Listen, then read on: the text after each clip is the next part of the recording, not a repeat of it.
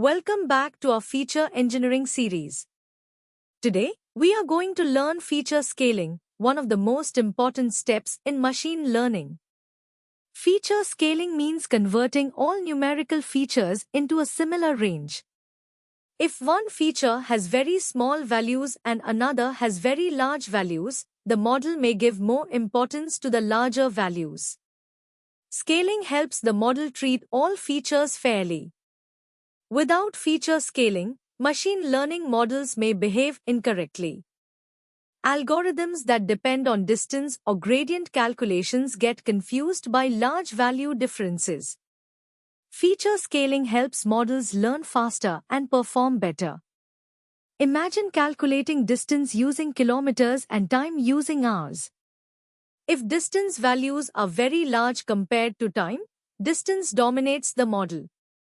Scaling balances both features so that each contributes equally. Algorithms that calculate distance or use gradients require feature scaling. Without scaling, these models may converge slowly or produce incorrect results. Tree-based models split data based on rules, not distances. So feature scaling is not required for decision trees, random forests, or naive Bayes algorithms. There are different feature scaling techniques. The most commonly used are normalization, standardization, and robust scaling. Each has its own use case. Normalization converts values into a fixed range, usually between 0 and 1. It is useful when features have a known minimum and maximum value.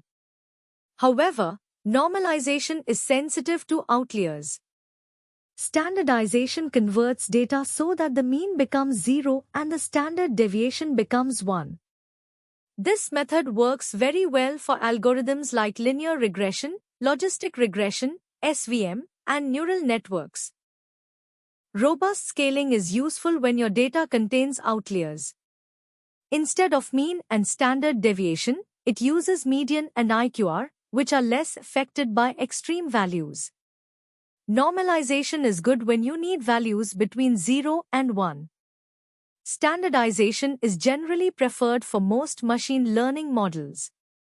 If your data has outliers, robust scaling is a better choice. Always apply feature scaling after splitting the data into training and testing sets.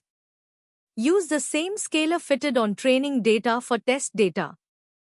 This prevents data leakage. Avoid scaling the entire dataset before splitting.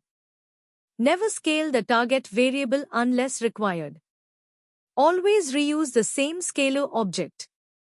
Feature scaling is a must-know concept for every machine learning engineer. Choosing the correct scaling method improves both performance and training speed. In the next session, we will learn about feature transformation. We will see how to handle skewed data using log and power transformations.